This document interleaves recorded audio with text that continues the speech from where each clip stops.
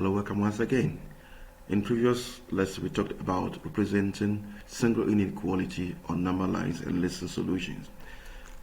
In this lesson, we're going to talk about representing compound inequalities in number line and listing solutions, integer solutions. So let's look at this.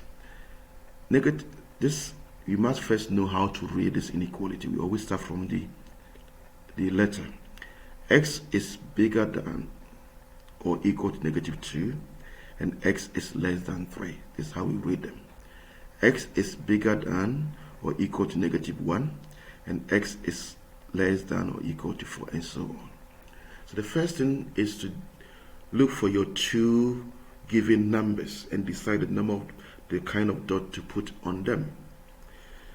The -2 has the double sign, that is the equal attached to it, so the dot on -2 has to be shaded. The symbol next to 3 hasn't got the equal sign, so the dot has to be not shaded or shallow. Then all you need to do is to join those two dots with straight line. That's how we represent compound inequalities. It's as easy as that. Now to list the solution, you got to be careful. Remember what we said about double sign and single sign. When the sign is double, you begin listing the integer from that given integer. So our answer will start from -2, but cannot get to 3. The last number that we need to state is what? 2, because it has to be less than 3. So our answer will be -2, -1, all the way up to 2. Why not including 3? Because 3 has dot is not what? Shaded, because it's not double sign here. Let's look for how to represent this on a number line for question 2. We look for -1 and 4. They all have the equal sign there, so the dot on -1 and 4 has to be what? Shaded and a straight line to join them.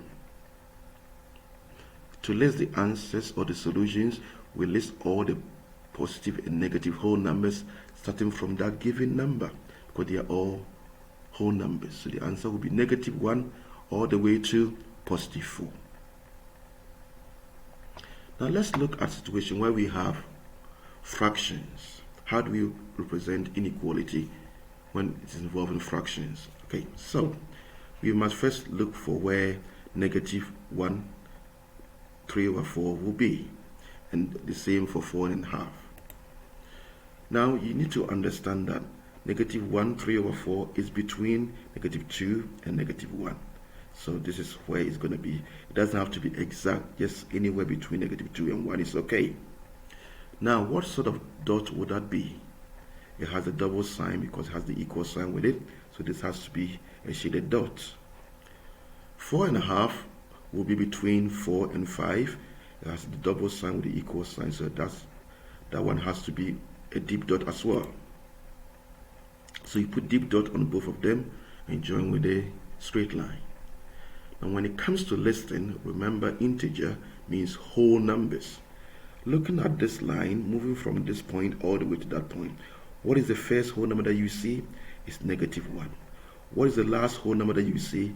It's +4. So our answer will be -1 all the way to +4. Let's look at the last one. Here it is best to change them into mixed fractions so you'll be able to locate where they will be on a number line. So this actually means -4.5, and this one also means -1 1/3. So you locate where this will be. -4.5 is between -5 and -4. And what sort of dot would that be? It's a single sign, so you don't shade the dot.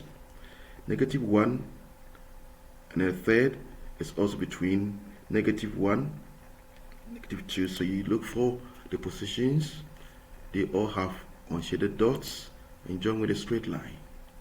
Now we look for the first whole number that you see is -4.